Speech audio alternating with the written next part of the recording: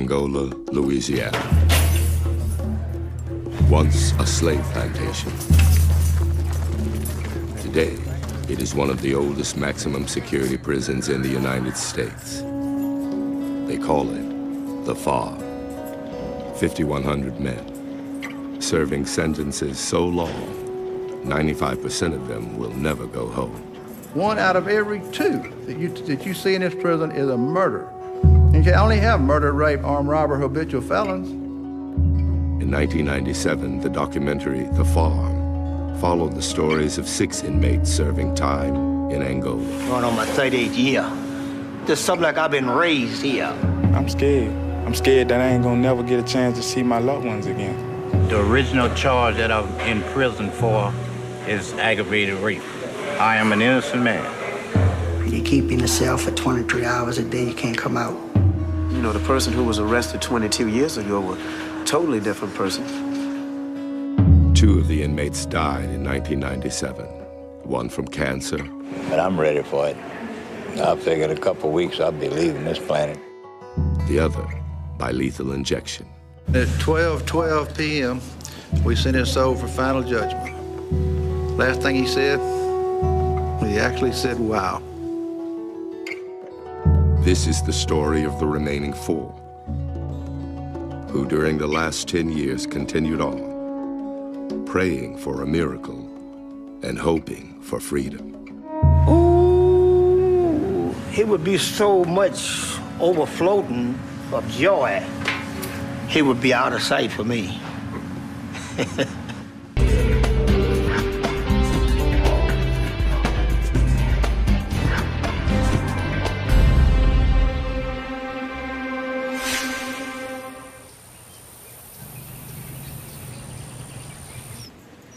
Good morning, Angola, and may you have a blessed day. It's DJ Dollar Ray, the Spin Doctor, and we're gonna have a beautiful day right here. KLSP 91.7.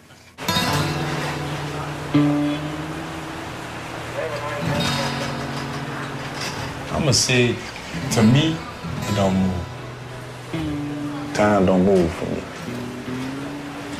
Right here. The 10 years I've been in, I've completed a lot of things.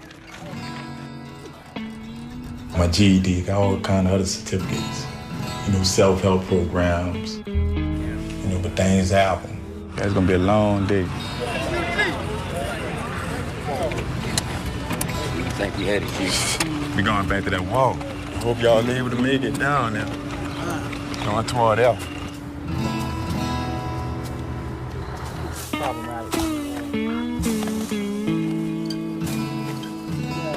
George Crawford was the youngest of the inmates profiled in the FAR back in 1997.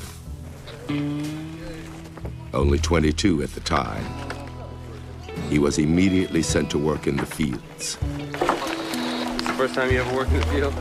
First time I ever worked in my life. He had entered Angola's gates for the first time less than a week earlier.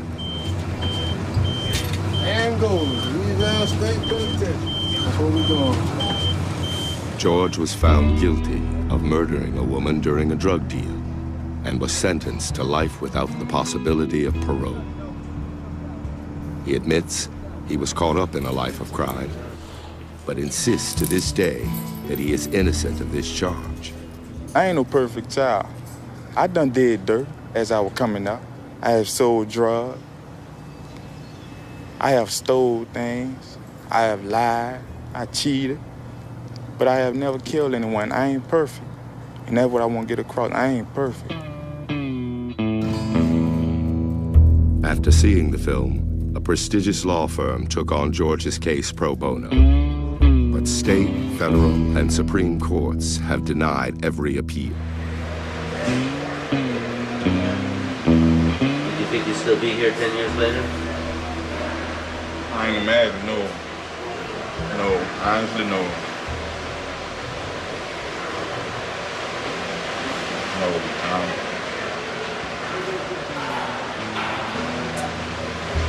it's a rough 10 years, too. You lose hope? I gain hope.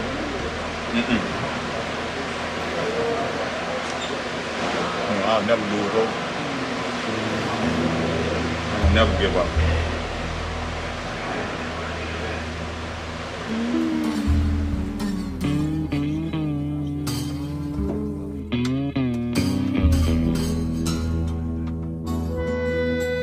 The hardest part about being an inmate here is you can't go home. You live here and gonna go in, they're gonna eat supper, they're gonna go to bed, they're gonna get up, do it again tomorrow.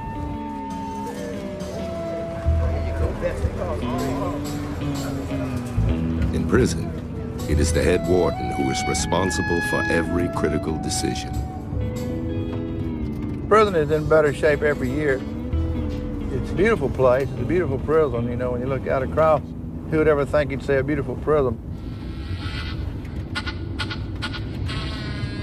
For over a decade at Angola, that role has belonged to Warden Burl Kane. It's like a big plantation in days gone by. We hate to call it that in a way, but it kind of is because we have the, you know, it's inmates and prisoners. It costs about $10,000 a day to feed the people at Angola. Every day, the sun comes up, put $10,000 in the cash register to buy the food to feed Angola. Our toilet paper bill at Angola is $51,000 a year for toilet paper. Okay, did it take 4 of y'all to hold him? None of his responsibilities carry greater consequence than the oversight of executions. Could you find a vein with him with that much pressure on him? There have been 6 executions during Warden Kane's tenure. It would be difficult, wouldn't it? Old age and illness, the real concerns of men with life sentences, have caused the deaths of 412 others in the same period. Okay, you take care. Merry Christmas. Merry Christmas to you and your family, too. Okay, see you later. All right. How much time you have? Well, you know, I had 75 years. I've been locked up 25 years on that. I'm eligible for parole. You're eligible now? Yes. Yes, Good sir. luck. Okay. You got 50 to go if you don't. You get a little gray hair now. If a person gives up hope, that's the day that you begin to die. That's what helped me to survive during my 27 and a half years. Always believing that one day something was going to change. You know, we just travel and teach anywhere we can go, and we're trying to do this as a means to reach and give something back to society.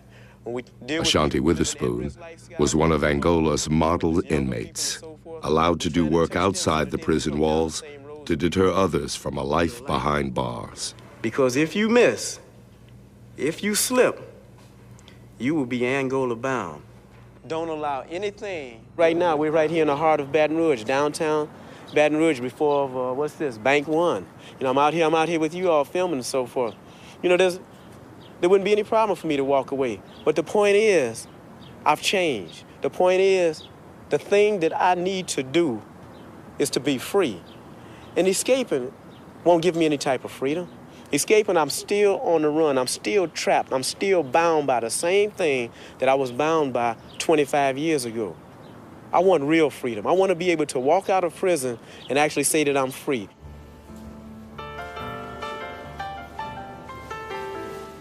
What was Ortega doing? In 1997, Ashanti's petition for a parole hearing was denied.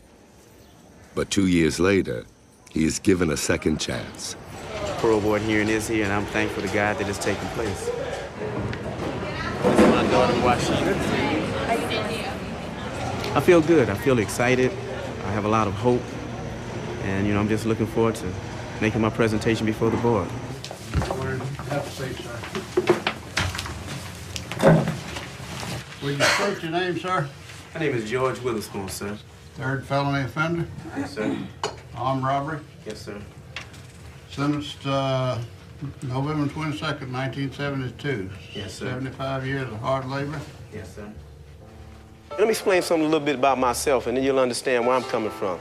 In January of 1972, while under the influence of LSD, I came through Shreveport, pulled off a robbery. It led to a shootout with police. 2 police were shot, I was shot, and my fall partner was shot. But nobody died. 9 months later, I was sentenced to 75 years in prison. I've been here since then. That's over 25 years.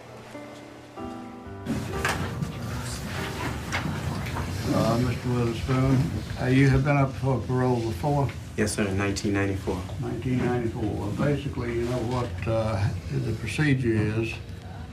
My board consisted of a former chief of police, the chairman of the board, and a victim's rights advocate. But I had Warden Kane appear before the board in my behalf.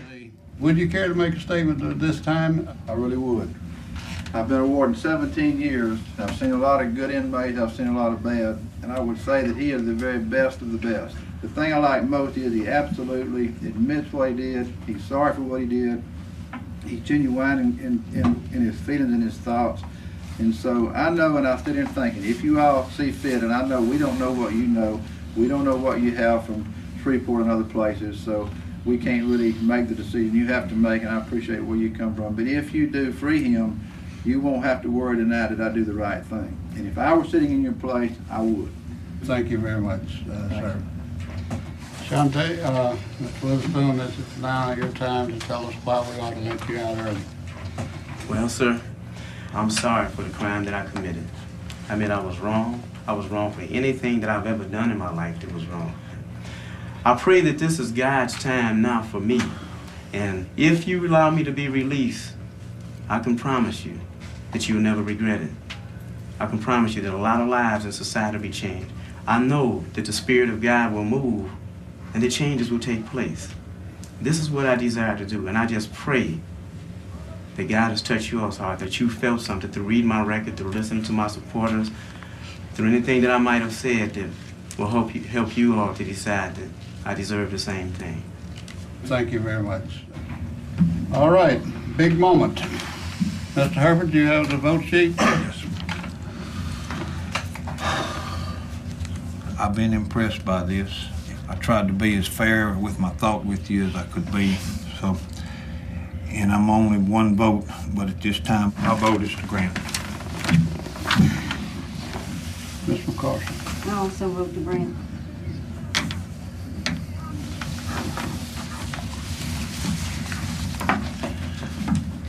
I vote to grant your parole, sir.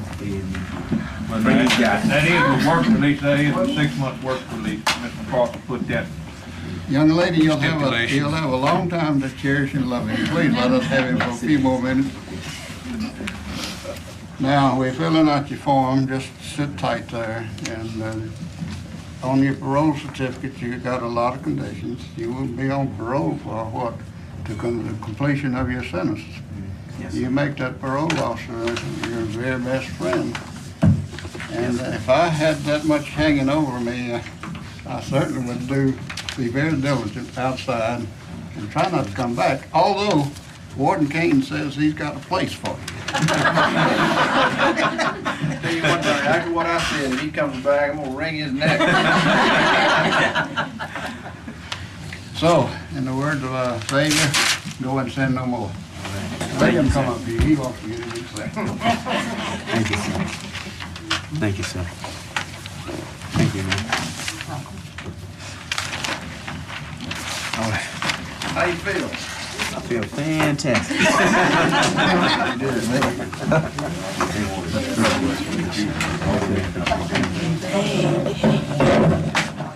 I told you what's coming home. I feel so great. I knew it was going to happen today, though. I did. I really did. How'd you know it was going to happen? I just felt it. It was just in my bones. Yeah. I told you it was coming home. Yeah. I told you. Told you, Daddy. Love you, too. First, I want to acknowledge the fact that this is Ashanti's last time to be with us.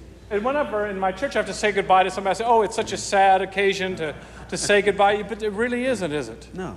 No. No.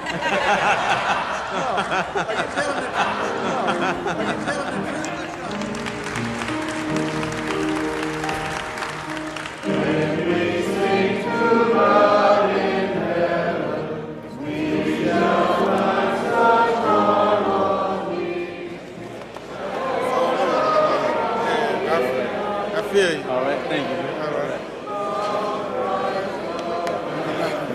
Be cool, man. I'm excited because I know that after tonight, this 27 years will be over. It's 27 years and almost 6 months is over. You know, it's finally come to an end. I look forward to being able to go out by myself. I look forward to being able to do all the things that everybody else in society does that they just kind of take for granted because, you know, they don't live in prison. And I look forward to some nights going to a theater to sit down and just watch a movie, you know. Maybe going to sit on the side of the levee and just looking out on the river. You know? So it's a lot of little things, you know. Yeah, what's been happening? Like I said, I've been here 27 years, and there's a lot of us who are in here who grew up together. Describe this 22-year-old who came in here. That guy doesn't even exist anymore. That guy doesn't even exist anymore. This is all that counts, right here. You're looking at it, Shante.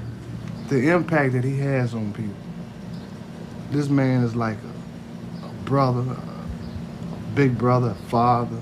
But this man had kept me on my feet and kept love in my heart. I'm glad he's going home, but it hurts.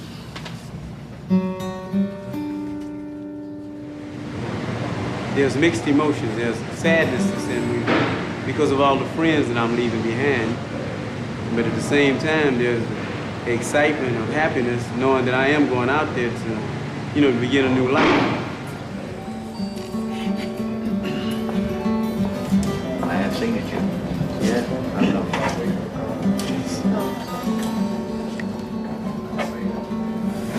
Right, all right. Thank you. All right, Mike. All right.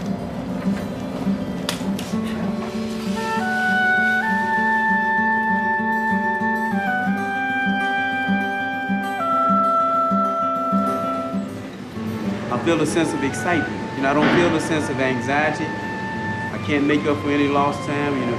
Can't make up for the years that have gone by. I'm gonna start from that day and just live one day at a time.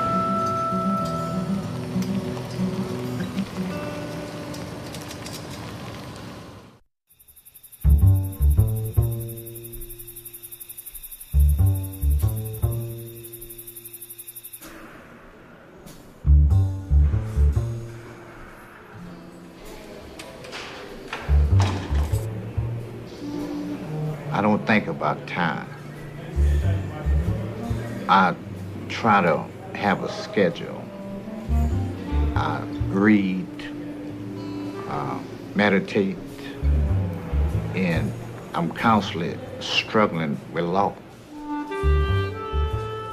Vincent Simmons has been in Angola prison since 1977. He is serving 100 years for aggravated rape of twin teenage sisters. He claims he is innocent. When you off into something and you fight so hard to try to prove something, you know that you're entitled to,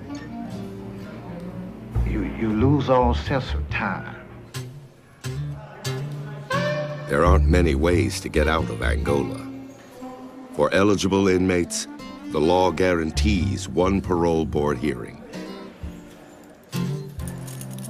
In 1997, Vincent's chance came after 20 years behind bars. Are the victims here yet on Vincent Simmons? Yes. They all here, we take them now. We take them. In Louisiana, victims can choose to be notified of all parole and pardon board hearings and are permitted to address the board. Just be relaxed. Just be calm. I've lived in a lot of fear. I have a problem with black people. I can't pull up at a store and there be black men. I have a hard time. I'm scared of them. You're not scared of me this morning, are you? No, I wouldn't, but I wouldn't be alone with you either. But Let's go both ways. How old were you when this happened? 14. It happened, yeah, 20 years ago. 20 years means nothing to me. That's yesterday to me. We feel sorrow. We feel your sorrow. This board is very sympathetic to you. Thank you. You can rest assured that this board's going to do its duty. Thank you. Have a seat in the chair right here, man. Mr. Sellers, come here and have a seat. Accepting responsibility for one's crime and expressing remorse can be preconditions for receiving parole. But Vincent came in ready to plead his case for innocence. Would you answer Mr. Magri's questions, please? You committed these 2 rapes? No, sir. I've been trying to get the evidence since I've been here to prove my innocence. You pled guilty? No, sir. Okay. We didn't have none of this evidence. None of this evidence was presented before the jury because the DA had it in his file. The evidence, none of which was presented at the original trial, included a doctor's report issued 2 weeks after the rape revealing that one of the girls remained a virgin, and a victim statement given to the police that, quote, all blacks look alike. The conviction hinged on the eyewitness testimony of the 2 female victims, Karen and Sharon Sanders, and their cousin Keith. And they put you in a lineup, didn't they? Yes, the lineup, right? Put you in a lineup, and they said they all picked out the man. No, when they brought me in, I was handcuffed, and they was there. Where's that lineup, dear? That picture there. 1,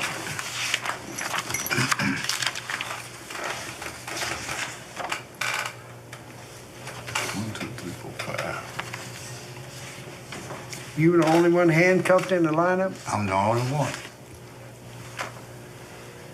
That's the other half. They just didn't have the wide angle. Yeah, but... I'm the only one anchor.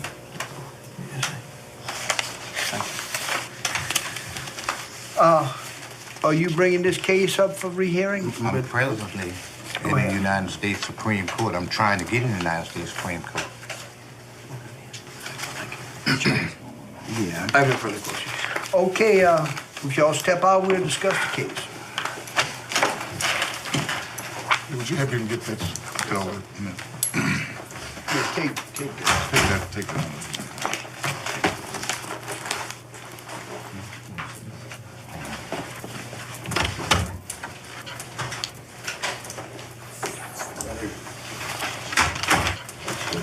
Yeah, 20 years I come up with something tough. Oh, yeah. He did. Ain't no doubt in my mind.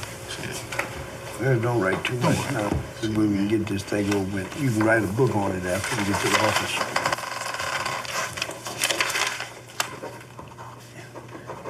He did it. He just didn't. You know, I have a... Of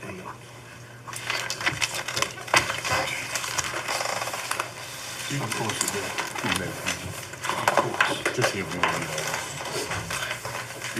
Okay, and bring Mr. Simmons back in. Just Mr. Simmons. Mr. Simmons, after listening to testimony and going over the reports, the board has voted at this time to deny your request for parole. And certainly you have a right to pursue your case through the United States Supreme Court, and I certainly would do that. You know, that's your legal right. Good luck.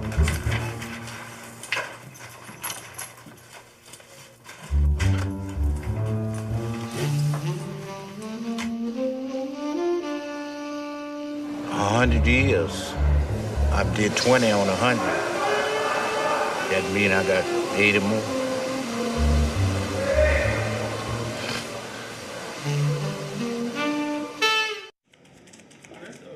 While gangs and violence are prevalent in many prisons, routine and order define daily life in Angola. Acts of violence by inmates, including assault, suicide, and escape, have dropped 74% under Warden Kane's watch. I felt compelled to try to make this a normal, decent place to live and do your time. The prison is really like the city. Your bed in a dorm is your house, and 3 beds down is 3 doors down, and go speak to your neighbor and build community, and that's what we did. Where an inmate fits in the Angola community depends upon his behavior and attitude. The transition from a new arrival to a Class A trustee takes over a decade. It can mean the difference between being a farmhand living in a cell block and, for a very few, having the chance to participate in programs outside the prison walls, albeit accompanied by guards. Salaries range from $2,000 to 20 cents an hour.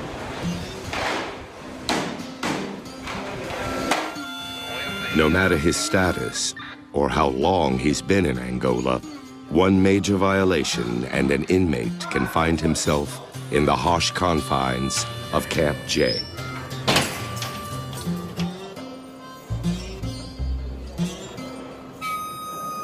These men might only be allowed out of their cells 1 hour a day.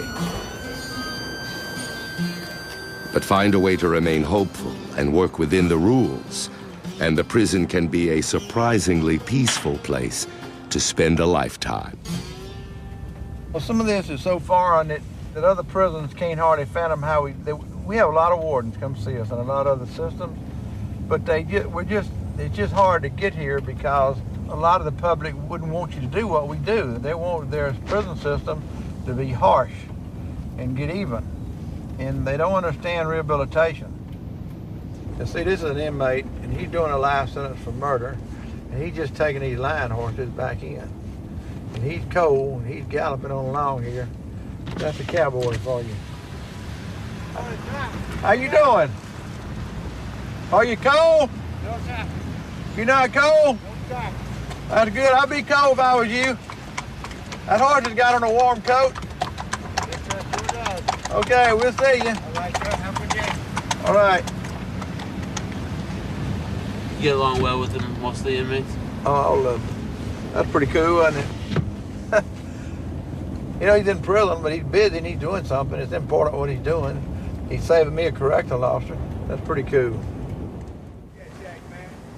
Angola is increasingly self-sustaining. 4 million pounds of prison-grown vegetables are consumed here yearly. Hundreds of horses are raised to handle the field work.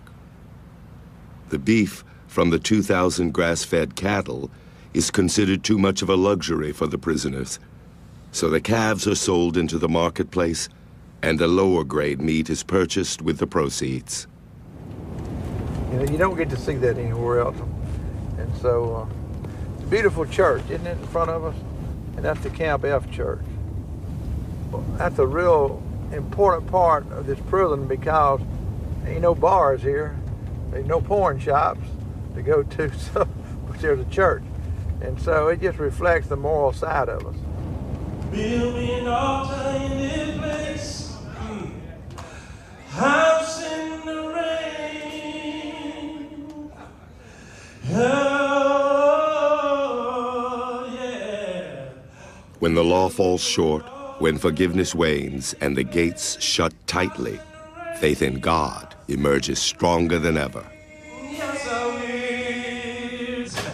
Come on, everybody, say rain. Over the last decade, the role of religion has grown at Angola. Financed by donations, 5 new churches are built. An accredited Bible college is established, and morality becomes the catchword for Warden Kane's correctional policy. This is our little bell.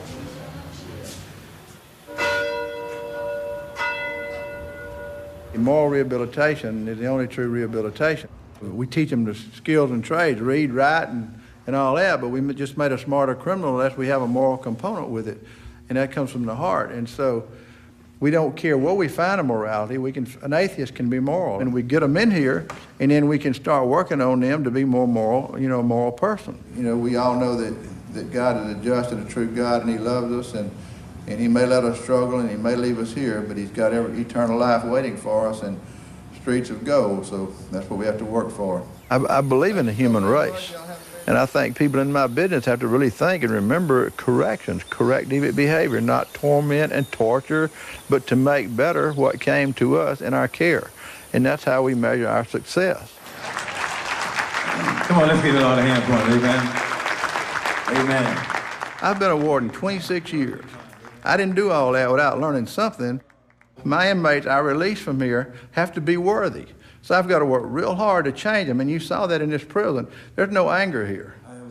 1 out of every 2 inmates you saw murdered somebody. 1 out of every 2 that you see in this prison is a murderer. And you can only have murder, rape, armed robber, habitual felons. I get rid of you when you get 40 years short. I normally send you to a medium security prison. This is hardest core prison as it gets, but it worked. But religion alone does not keep order in Angola. Security is an around-the-clock concern. Whether it's the numerous counts each day to make sure no one has escaped, the dog chase team always on alert. Hey, y'all sit up on his bed. Sit up on your bed, man. Or the shakedown crews randomly working their way through the prison. First row, now get up, come up here. Take your shoes off, everything out of your pocket. Shake y'all down, after you finish shaking you down, go to the TV room or the game room. With so much surveillance, hiding illegal paraphernalia requires ingenuity. See how it go? It's a piece of gum. Looks like a piece of gum. And you open it up. Some dice. That's a good job there. They use that to gamble with. They had it here good, didn't they? Look, they had it wrapped up with some paper and some gum. Had it here good.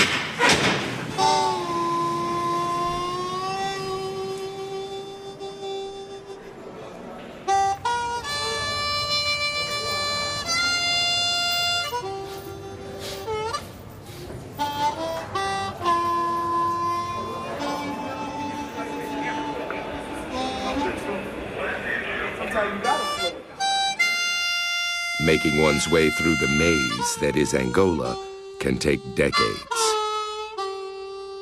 Few understand this better than Bishop Eugene Tannehill.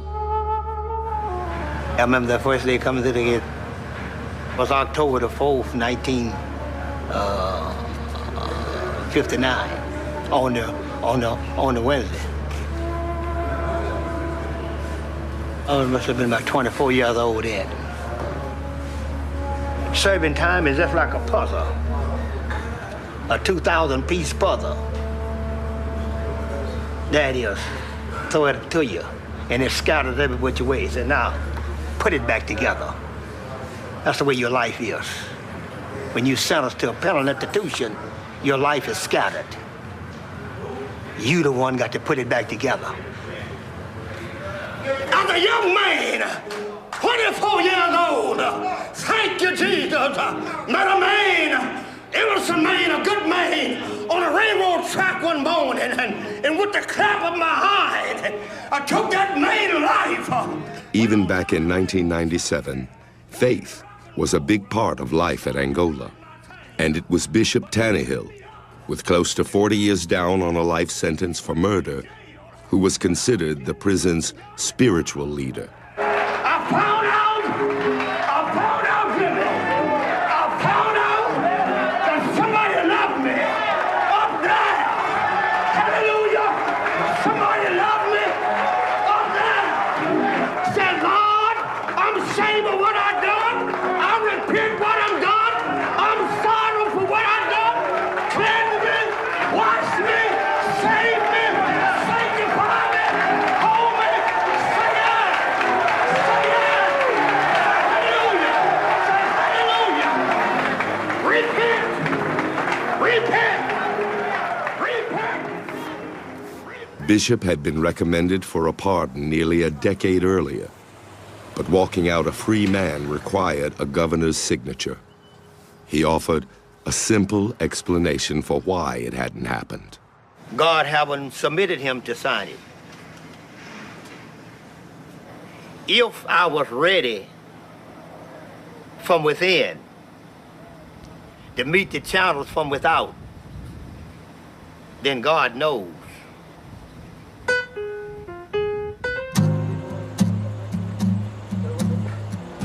After serving nearly 50 years at Angola, Governor Kathleen Blanco signed his pardon in 2007.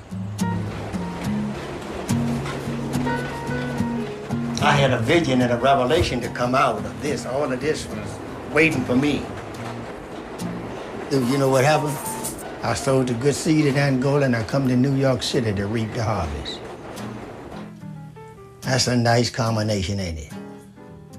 Yeah, let's come on in. Now, come on in the bedroom here. Y'all check it out there. How you... around? Within weeks, he is living in an apartment in New York and working with the Brooklyn Tabernacle Church. That's the principal of the Bible College. Oh, yeah. What's it like having your own room? Huh? In the beginning, was it weird sleeping in your own room? Oh, man, this is fantastic. This is fantastic. Having your own, this is paradise-sized prison. This is paradise-sized prison. You got some nice clothes, you guys. Oh, 18 suits. I don't mean Salvation Army suits neither, no, sir. 18 suits as others. 18. How does that feel like to get dressed now? What's that? How does it feel getting dressed up nice after all the years? Oh, man, sure.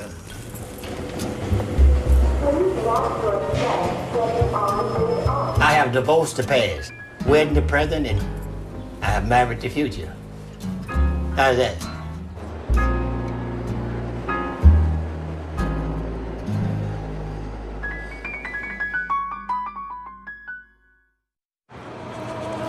Hey everybody, this is KLSP 91.7, the station that kicks behind the bricks. I'm Goldie, and you know what it means when you hear that sound. Spin Doctor just moved out, I'm moving in. And I tell you what, we're gonna pause for the calls right now to bring it on down, and we're gonna put this music on and let you do it. Remember, nobody does it like I do because they can't do it like I can.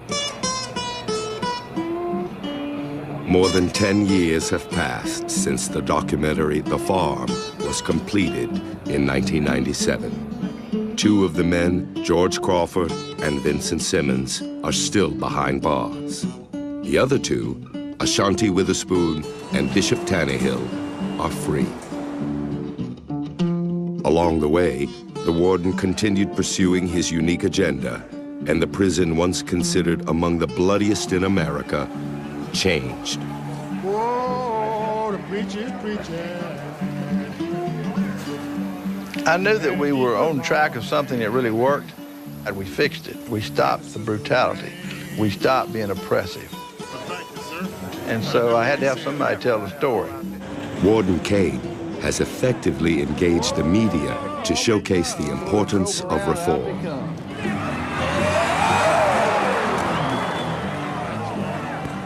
The media was the vehicle. The media used us economically, but we used the media philosophically. We did good with that. Getting the message out to the public is only half of the equation. For years, the prison has operated a radio station and published a magazine.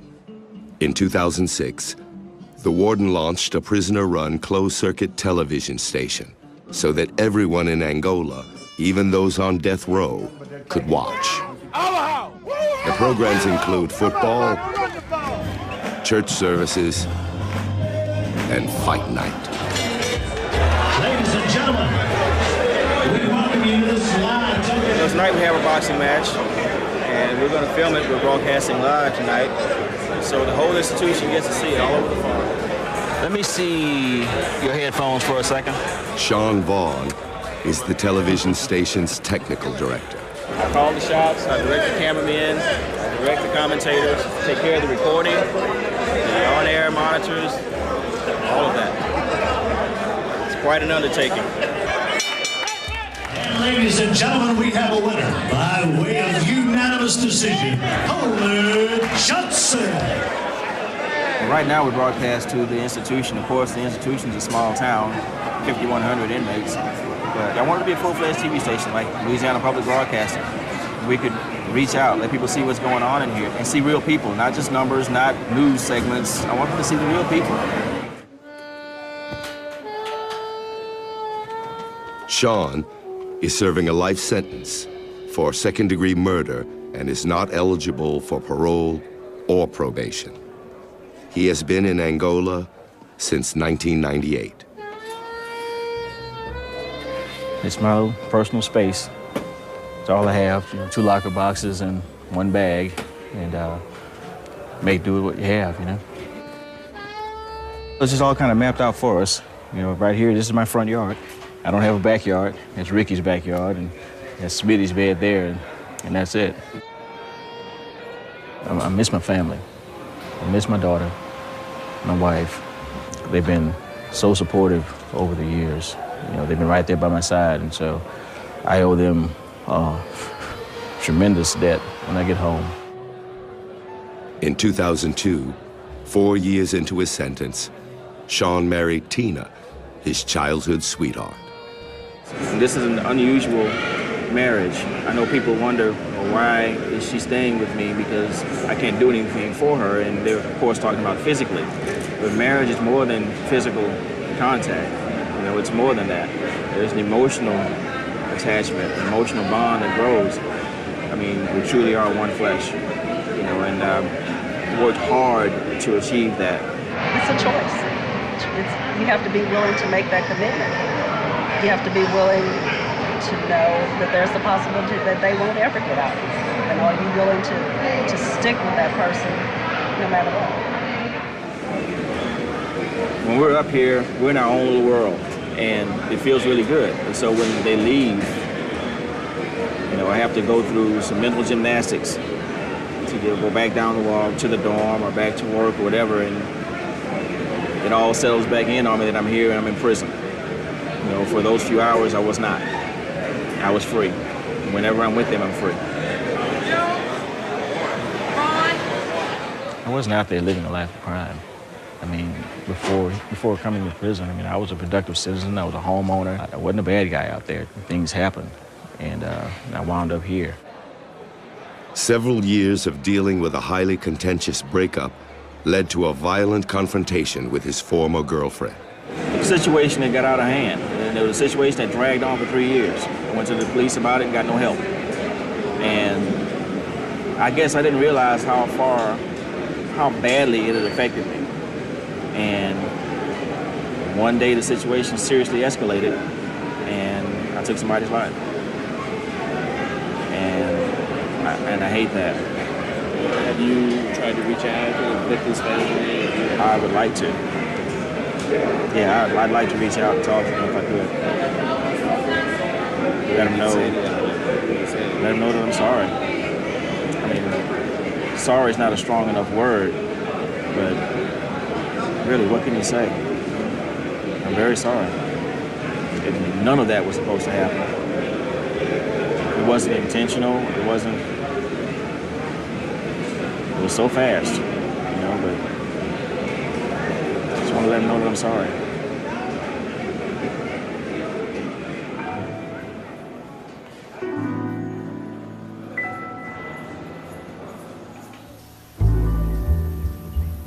You know, no one should be released from prison that someone's going to be afraid of.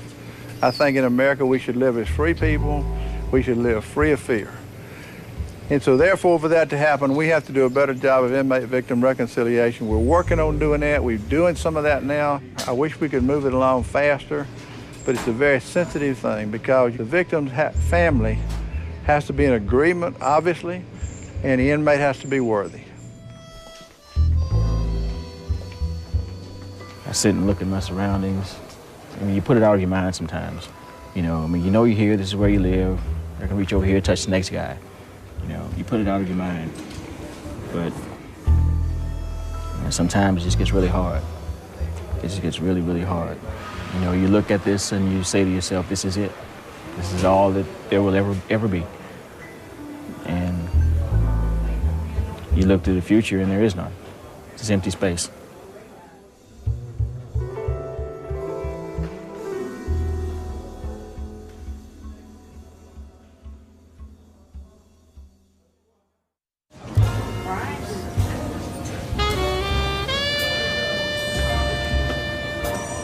After 28 years in Angola, Ashanti Witherspoon is paroled. Within a week, he travels home to Chicago to be with his family. This is going to be the first time seeing my mother since 1986, and a number of my other relatives since 1971. You know, my daughter was actually born 3 months after I was incarcerated. But we maintained a close communication all the years that I was locked up. You know, so I've never had a chance to spend one day in society with her. So this is going to be a fantastic Christmas holiday. Roman Rosenblum Pharmacy. Do they still have an Illinois Central? Yeah. Okay. Yeah. Matter of fact, when we came up all the the drive, it runs right here. Oh, they got Dominic. I mean, they got a shopping center here. Right. Okay. Bowling alley used to be over there. Yeah, bowling alley. We used to hang out up in there. Yeah, they had the coffee cup still Right, here? coffee cup, right. It's not there anymore? Right. Closed. So,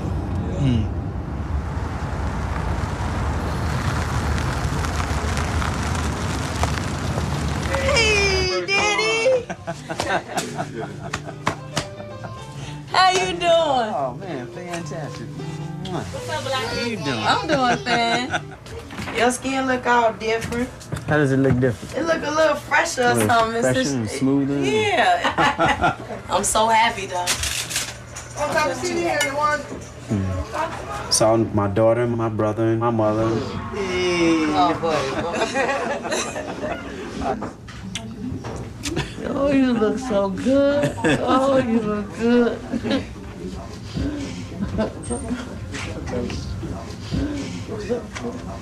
All right. Want everybody look at the camera and wave at it. Wave at the camera. Hi, camera. Hello, world. Hi. Hello, America.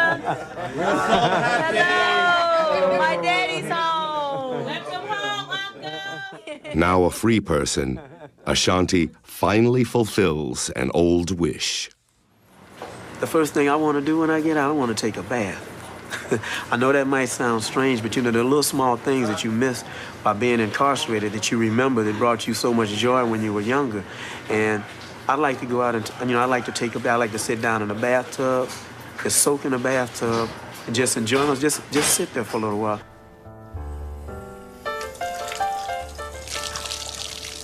But once I got out, I realized that I didn't just want to take a bath. I decided I want to take a bath in the same bathtub that I used to take it in when I was a child, and that's in my mother's home. And today, on December the 22nd, 1999, is the day I'm taking my first bath in 28 years.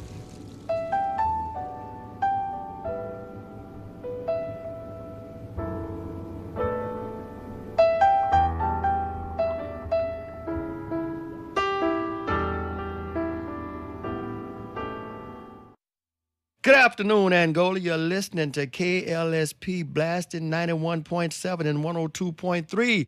This is the incarceration station, the only one in the nation. It's a joyous time, but I want you to know one thing, fellas. Your family needs you just as much as we need them. Send cards. Write your children, write your mother, write your father. Let your families know that you love them no matter what, no matter where.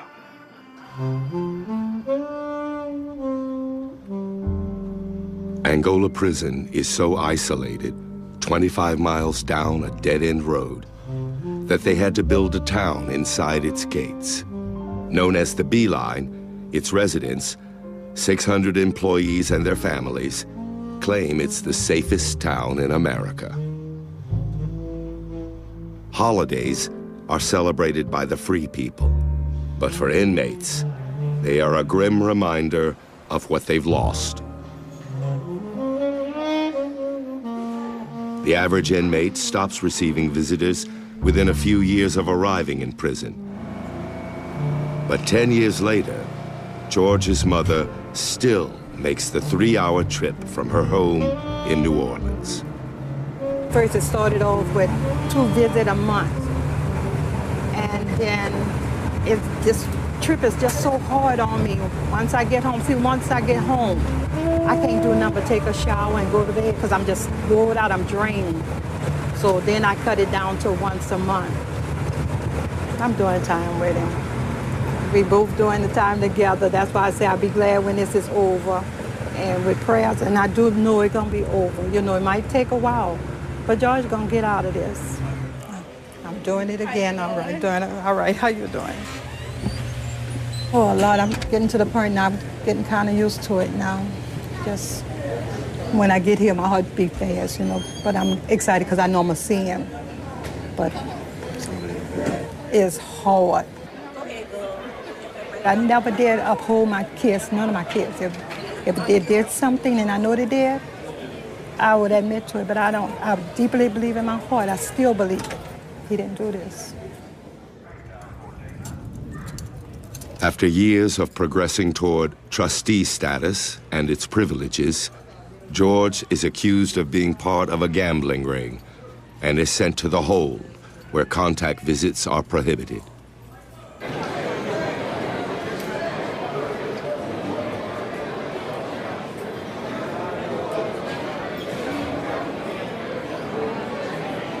I wish you wouldn't have came today. What's up, George? Somebody put a knife upstairs. Somebody did what? Put a knife, planted a knife on me. Not on me, it was upstairs. I don't like seeing you like this. It's the second time I'm locked up bad. Second time. I understand how people just keep setting you up. I don't know. It just seems like when I try to do right, things go wrong. But when I go wrong, things go right. You know, you got to play by their rules. There ain't no more rules. This is just too heartbreaking. I'm serious. It's hard. I ain't know the outcome of that. I wish you wouldn't have came. No, every time I come in, if you're on lockdown out, it's catch me by surprise all the time. 10 years. This 10 years. 10 years later, look where I'm at. 10 years later.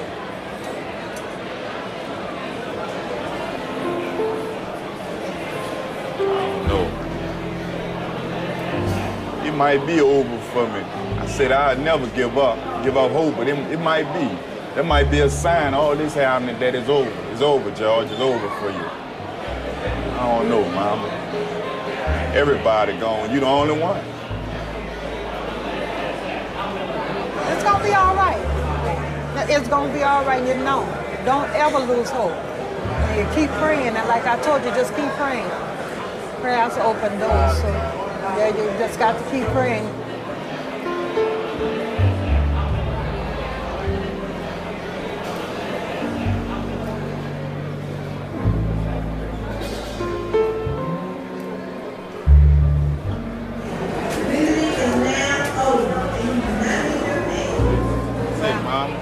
I love you, love. I love you too. Take care of yourself. Drive carefully. Drive carefully. Look, don't cry. No, I'm You're good. crying now. Wipe your face, Mom. Good. Don't do that. I'm good. Man, wipe your face. Don't cry. I'm good. I'm good.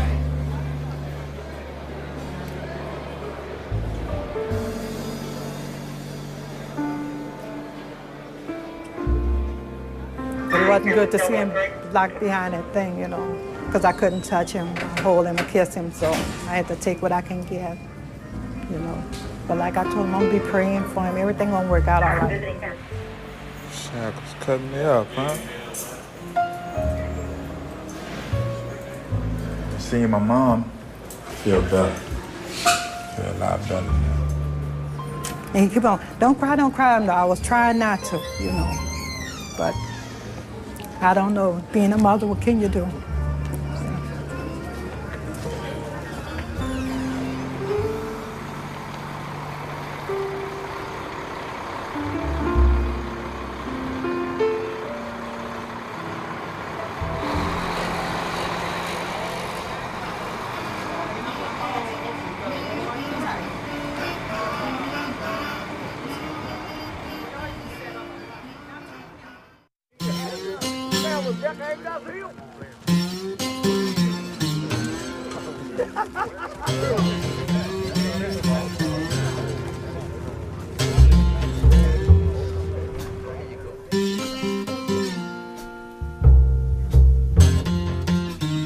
Most Angola inmates pursue their legal cases with no outside counsel.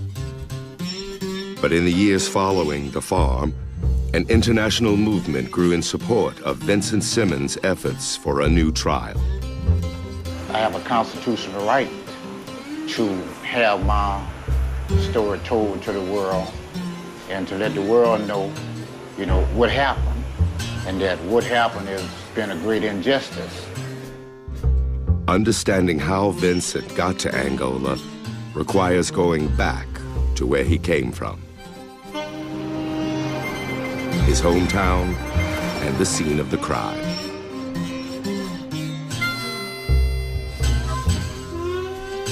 I didn't have a father that would say, give me the rights and the wrong and, prepare me for the outside. The things that I learned, I really learned it from outsiders on the streets. Vincent was always in trouble. We'd arrest him quite a few times before that. Vincent's been in trouble with the law for many years, ever since he's about 15, I imagine. They railroaded him. That's what they did. Vincent was a good brother. He used to take me to church. He has a nasty attitude. It's time for us to get this guy off the streets. That's what they done to Vincent, man. He couldn't have did it because he was at a club with us. Everybody knew everybody in that town. And if somebody would fight, they would always say, well, Vincent did that. This isn't about color. It's about rape, a crime that he did. When I asked him who had done it and why he had did it, he said, Mama, I didn't do it. That's all he would tell me. I believe that the crimes that he has committed merits the sentence that he received, and I believe that he should serve that entire sentence. 100 years. Yes, sir. I don't think he ought to ever walk out of those gates. But evidence revealed at the parole board hearing raises questions about the conviction. Questions that were never asked at the original trial. Here was the line that Sharon said, he was sort of short and he was husky. He was husky and all blacks look alike to me, so I would know him if I ever saw him. I don't even know why I said that, because I would have known him. I knew him, when they had him lined up, I knew him right off. I knew without a shadow of a doubt. I don't know why. I don't know if it was because I was nervous or just not everything was coming to me. I don't know. That face is engraved in our mind forever. When you look into someone's eyes that is doing the things to us that he did to us, you don't forget it. Those eyes do not change. He may get grayer or he may this and that, but those eyes are the same. Those eyes that I looked into, that I begged.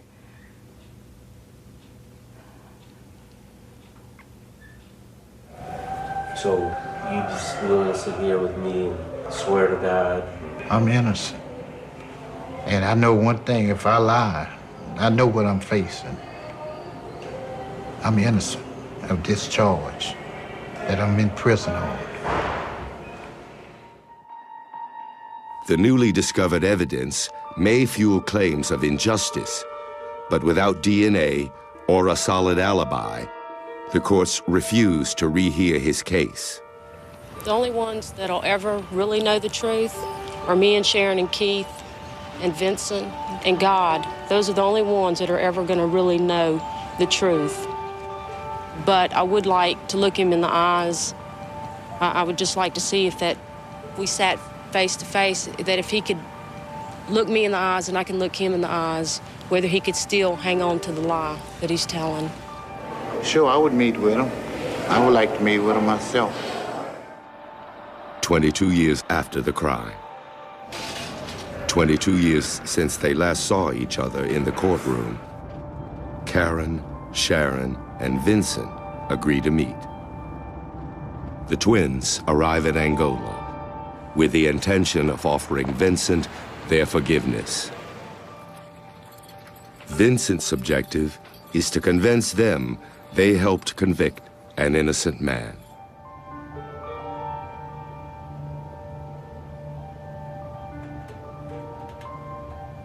Y'all ready now? As ready as we'll ever be. Y'all come on in. I'm fine. Sit right here. You okay? All right. Hi. Vincent, these two ladies wanted to come by and they wanted to come and visit with you and talk to you. We're going to let them say the words they want to say first, and then you just kind of go with that flow, all right? Okay. Okay, I'm going to try, okay? Because this is very hard for us. as you probably know. Okay, but the thing is that we came today not to free you from your prison, but to free us from our prison. I cannot change what you did to us, but I can change how I let it affect my life. No one knows our fears and our daily struggles. You have no idea how you hurt us. You'll never know. Only through God am I able to forgive you, but I cannot and will not ever forget the pain you have caused us. And no matter how I feel about you, God still loves you. The truly sad thing is, you're not willing to admit your guilt, which puts you in a bigger prison than Angola. I may not walk out of here pain-free or fear-free, but I can try to take back control of my life. And that's what I've wanted to say. And for me, there's a lot of things I've wanted to say to you about the anger and the pain that I felt. But I don't think it's important. I think the main thing that's important is to tell you that I don't hate you. And that today I am closing the door to my pain. And I have to tell you that on my own, I can't forgive you, but through God, I definitely can. That's it. Yeah. Yes, you can. Well, first I would like to open with a few words from the scripture. Commit your ways to the Lord, and he shall bring it to you read to the scripture, and if you have a statement you wanted to say or anything, say that. Am I being allowed to? Yeah, I'm gonna allow you to say what I want to say, please? But what is the point of reading us the scripture? Yeah, well, I have some questions. I thought I would have been able to ask some questions.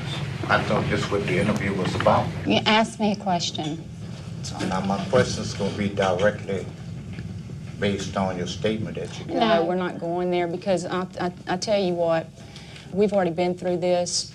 We're not going through it anymore. I mean, we're not putting ourselves through it anymore. You have a question about the legal system, you need to take it up with a lawyer or someone else. Me and Sharon are here because we have to be. The thing you need to realize is that you know the truth. You do. And until you let go of your truth, you're going to stay in your mental prison forever, and that's sad. Yeah, well, I appreciate the opportunity to be here today. Oh, I bet. I thank God for that. I don't hold anything against you or your family. I have no hate in my heart towards you. Why would you? Why would you have any hate towards us? Because from what I have here, the evidence. Have you ever dealt with the rape issue and not the legal issue so much? Well, I'm talking about y'all's statement. What are you doing here then, since you're innocent? What are you doing here? Y'all put me here. We did? Correct. No, a choice that you chose to make put you here. Look, okay, I think we've had enough. We're here to do reconciliation and not try the case. Judy, what do you think? I think it's kind of going sour. Where's Henson, maybe one day you can get out of your pain, of your misery.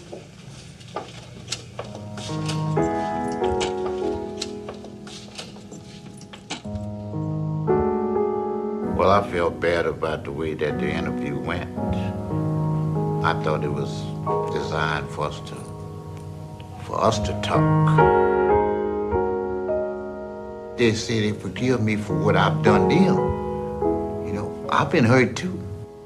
I feel sorry for him.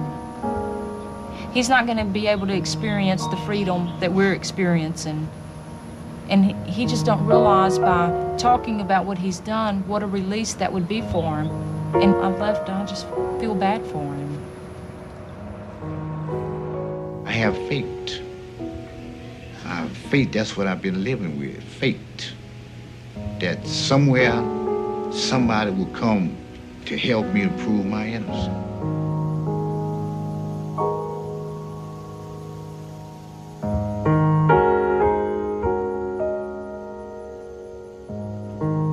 Innocence or guilt, truth or lies. The difference between freedom and the ultimate nightmare.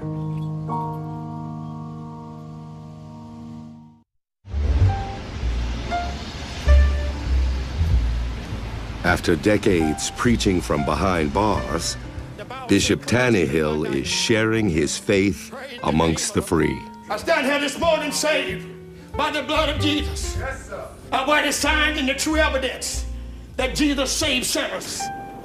A few months into his new life, he comes back to his old home. Lord have mercy. Look at the shoes you're wearing. Let me see that gold watch, man. Let me see it. Look at this. I don't know what to think of you.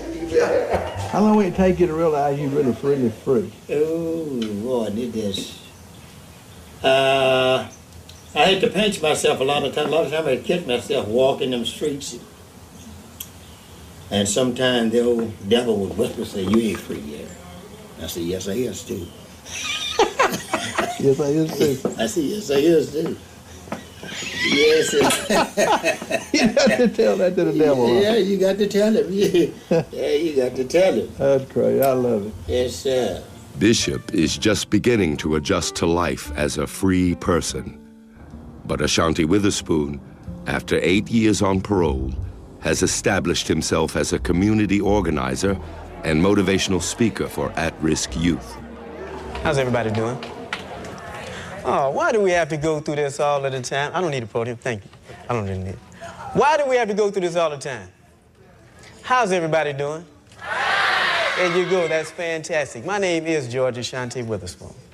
One of my main areas that I focus on is working towards deterring young people away from lives of crime and realizing that they can rise to be anything that they want to be in life.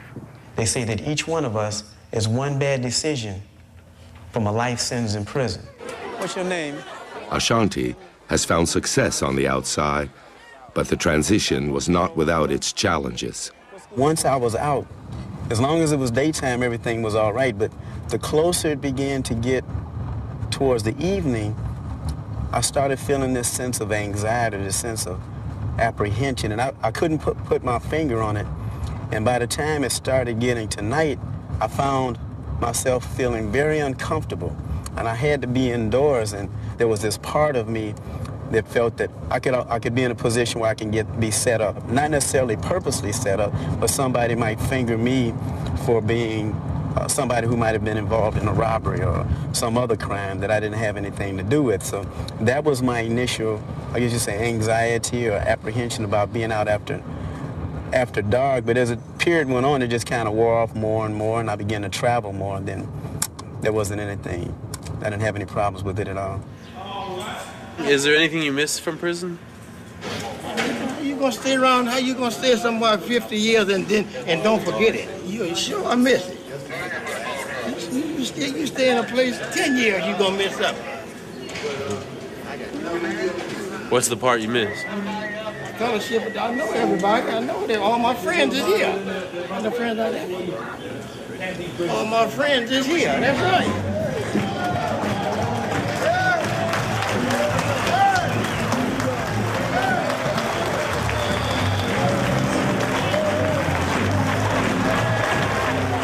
We have a lot of Bishop Tannehills in these prisons and in this prison. Well, there's probably a couple of hundred that would never commit the crime again. And we still, though, spend all that money on you to keep you there when the prison should be for predators.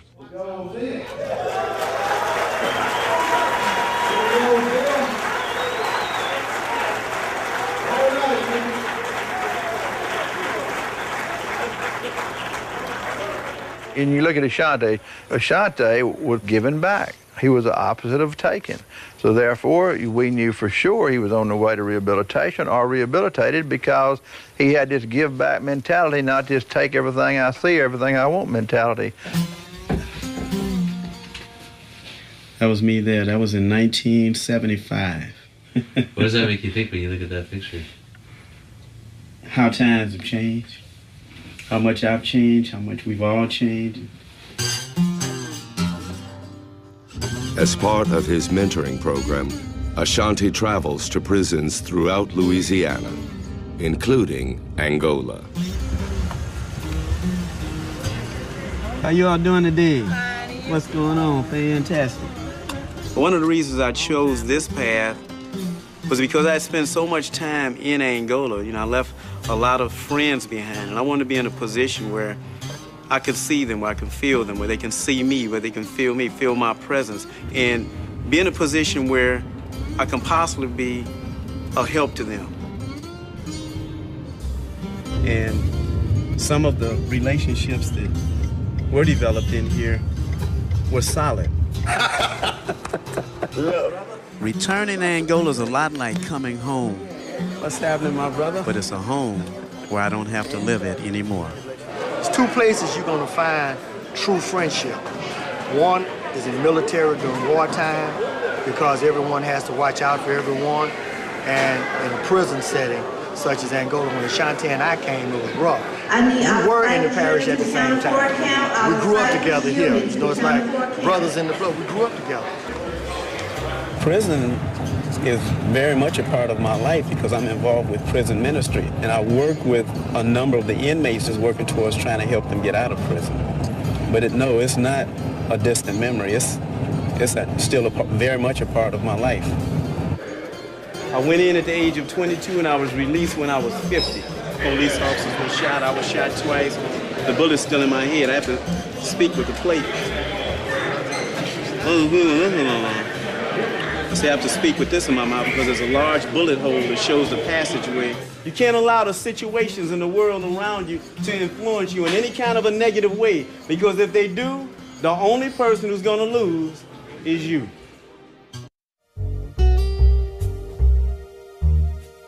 Ain't nothing fun about being here in Angola. This is real. This ain't nothing to be played with. Because they don't take much. You know, the wrong friends, just bad choices. It's bad choices. That's what led me in this position, making bad choices. While there have been many ups and downs during George's first decade of incarceration, over the years, he began to grow. The biggest change in his life is being married. When I first started filming, I kind of felt sorry for him. And I just thought I could help him. I started writing him, and we, started writing each other back and forth. And like maybe 6 months or 7 months later, I started coming to see him, and I've been coming since. It's 339214. 33? Mm-hmm. We've been married for 5 years now. You know, it gets hard sometimes. Majority of the time, it gets real hard, knowing he's here and I'm there. Well, my mom, she never had anything bad to say about it, but my other family, they just think I'm crazy. But I'm not crazy. Because even though he's here, we had some good times just sitting back there talking. Because, sometimes you can't talk to other people or your family or whatever. I feel like I can come to him and talk to him about anything. And he gonna listen, and we gonna talk and try to work it out.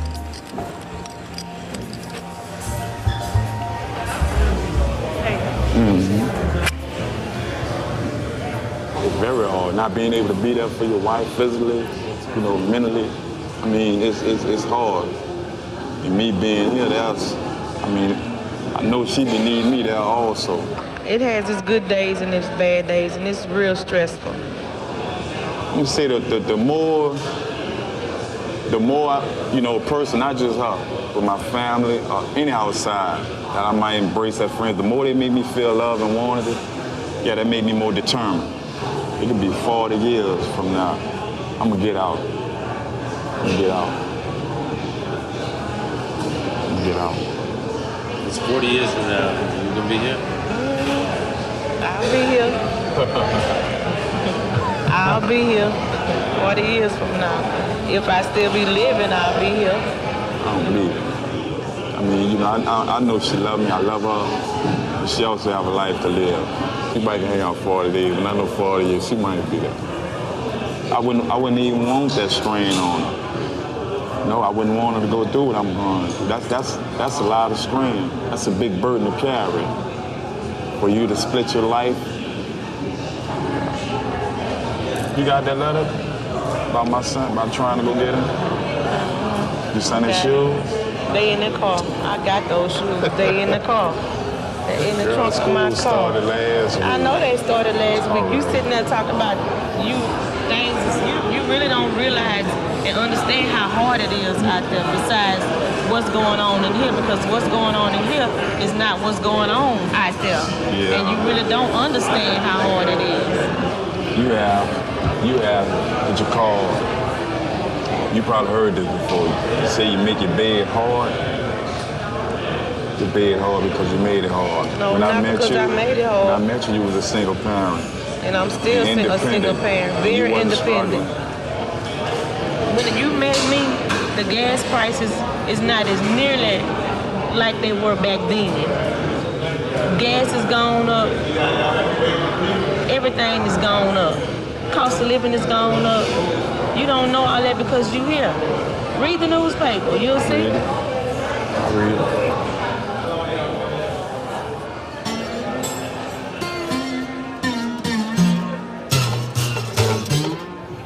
It ain't a marriage, it's just an image. I just wanted to grapple on to the first thing that came my way. I just felt I needed more support than my family. I needed that comfort. But it's something that I wouldn't encourage nobody to do up here in this situation.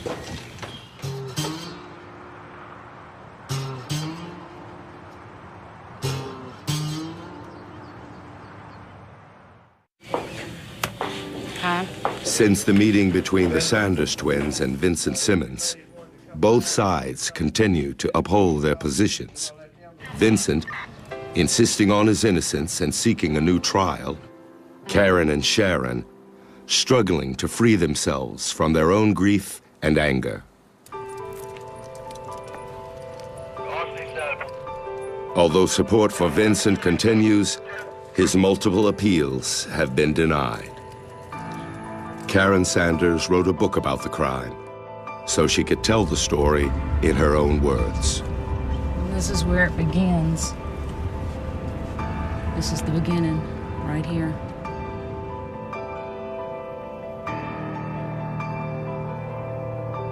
The man walked over and said, "Hey, man, you almost hit me with your car." Sharon and I just stood in silence. The book was amazing. It was one of the best things I've ever done. Everybody said I couldn't do it because, I mean, I have a 6th grade education, for God's sake. You know, Karen, you can't do it. You need to find someone to do it. And I was like, why? It's my story. Yeah, but you're not a writer. If you have a story, we're all writers. Simmons asked, would you take me for a ride home? My stomach felt like it had butterflies swimming in it. I suddenly had a strong urge to throw up, and Sharon's blue eyes grew as wide as saucers.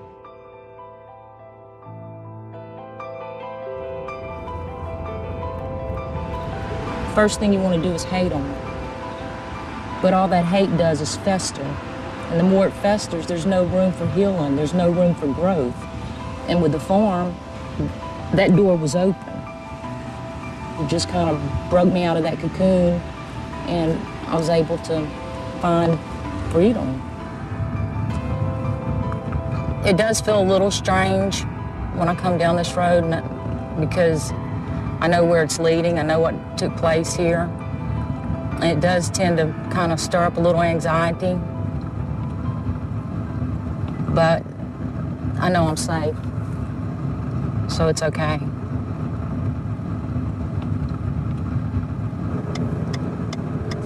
There it is. There it is. We now headed down a lonely dirt road. Simmons said, "Stop here." It all felt wrong. He didn't bring us to this isolated area for nothing.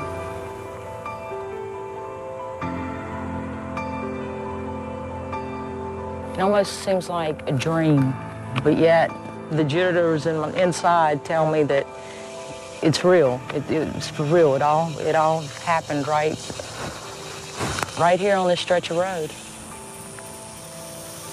The funny thing is that I wished it would have never happened, but I don't regret it happening because it's all a part of who I am now.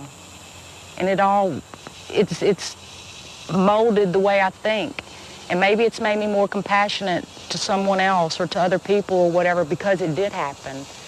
And if that's what it took to get me where I'm supposed to be or whatever, then I accept that. I mean, no, I'm not glad it happened. I hate that it happened. But I don't regret that it happened because everything that happens to you in life makes you who you are. And that's not a bad thing. It's not a bad thing. If you saw Vincent today, would you say something different today? You know, I think if I saw him today, it would be more with compassion than it would be because I've already gotten what I need. It's him that lacks what he needs. So I think I would go, I would be more compassionate towards him. I'm not going to open my arms to him and give him a big hug, but as a human being to a human being, I'd like for him to someday let go, you know, just grow. And from the experiences, it's a bad thing where he is, but he makes his own destiny no matter where you're at. If you just say, hey, admit you screwed up. Maybe next parole board will say, hey, look, he spent 31 years or 35 years. Give him a chance. You know, I pray for him, actually, you know. I mean, I pray for him and his family. You know, everybody has a little bit of good in them somewhere. Maybe Vincent's just needs to be watered. And maybe me and Sharon can water it. You know, maybe we're the water.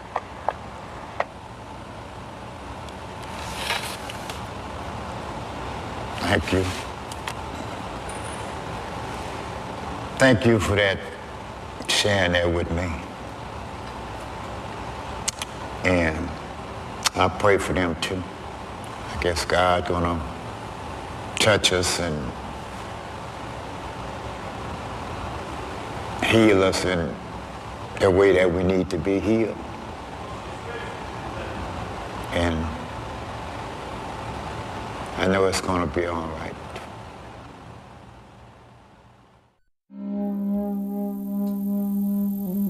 Behind the gates of Angola, it can appear as though time stands still.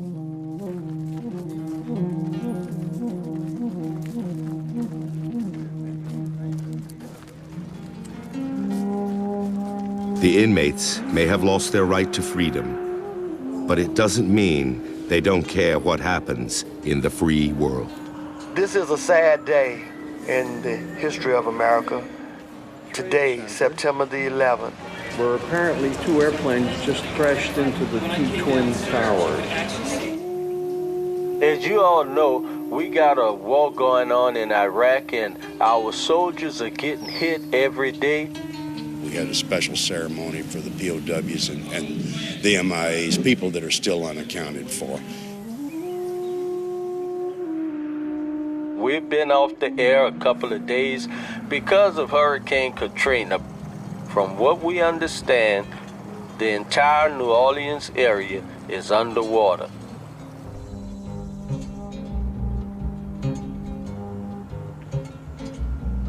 Stories and storytellers abound here, each one left to imagine a more hopeful ending.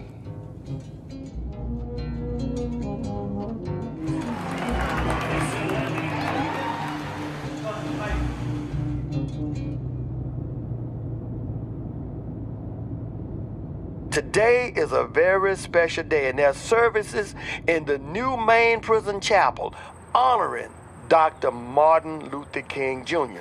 Give me toolbox, APC up under you. We're going to the main prison chapel to film a few bands. Lots of talent. The guys are really talented. Today is Martin Luther King Jr.'s birthday, and look what he did to bring us together. And so I'm just honored today that we can celebrate his birthday in this prison, and we can celebrate Inauguration Day tomorrow by not working in the prison. Thank y'all for being here today. But I just wanted to talk to y'all a little bit today. about what today means to me and tomorrow. Tomorrow is a bigger one, but today is a big one. Today maybe is what made tomorrow happen. Who knows, you know? That's what's important. It's a great way he did to bring our country together because we were absolutely unconstitutional. If you read the Constitution, it says all men created equal. And that's why tomorrow I didn't want us to work because we need to honor our new president. This is a great day for America. Martin Luther King Jr., a wonderful American. Now we have our first black president. But he doesn't look black to me, he looks like an American. Yeah. Thank y'all.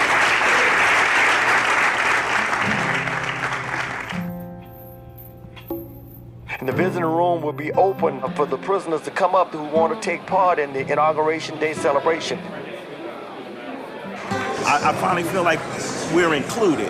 When I see the flag now, I'm like, this is our country. I'm a part of something real. I'm a part of something big. We are so grateful to live in this land where the son of an African immigrant can rise to the highest level of our leadership. I feel good as an American. I feel good to know that my kids and other kids that are growing up that are African American can say, man, you know what? I can believe this to happen for me. It's wonderful, you know, but we have to see what he could do. We have to give him a chance. It is my distinct honor to present the Chief Justice. I like the spirit that this is engendering in the people. Look at the young people that's involved, and that gives me a lot of hope. Are you prepared to take the oath, Senator? I am. I never thought in a million years that I would ever see this happening. I, Barack Hussein Obama, do solemnly swear. I'm here to witness history. It took me 77 years to see a black man elected as the President of the United States. Man, it just bust me up. I will, to the best of my ability, preserve, protect, and defend the Constitution of the United States. So help you God? So help me God. Congratulations, Mr. President.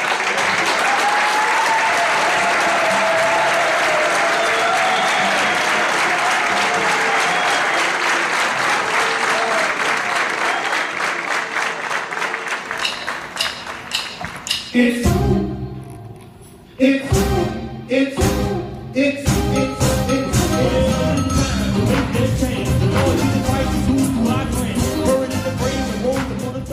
Through the TV station, you know, we can, first of all, show what's going on in here, how these guys are transformed, and hopefully someone will take a look and give them a second chance.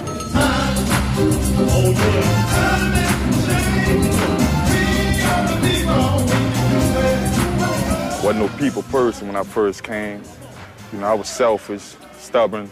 When I first arrived, I was like the dead grass. I wasn't growing at all. But now I've grown a lot, you know, and I feel I'm a better person. You know, and I hope others look at me as some type of role model.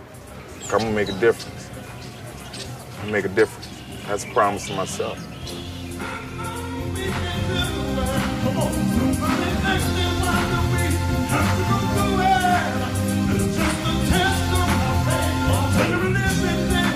I believe within my heart that this is going to do a lot for the prison system, for the inmates, and we're able to show the world that men who have made serious and meaningful changes in their life in prison can get out and survive. Not just survive, but do well, work within the community, help to change lives, help to transform lives. And with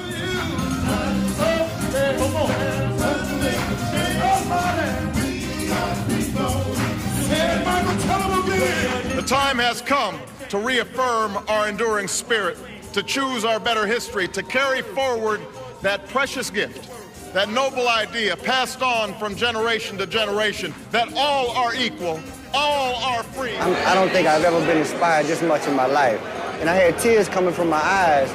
You know, being in prison, you don't want people to see you cry, so I was kind of curled up in my seat trying to peek to the side, but when I peeked to both sides, both of my brothers on the side of me were crying too, so I was like, all right, cool.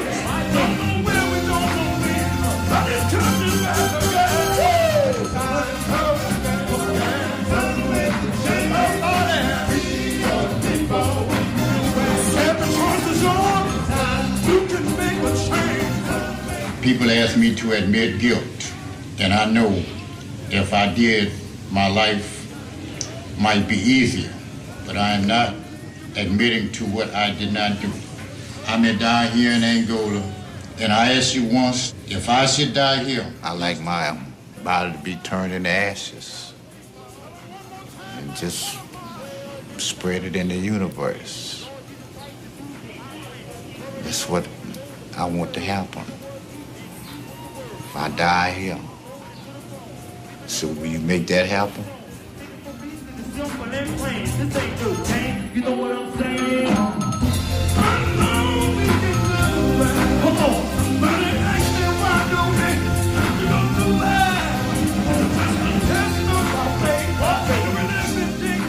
I see myself walking in New York City in a dream 30 years before I come here.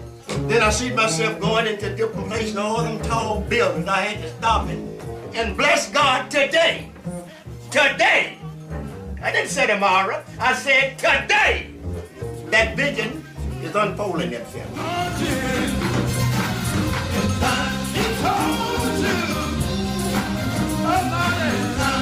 Do you feel what I'm saying? Do you reckon Jesus Christ and raise your right hand? Come on.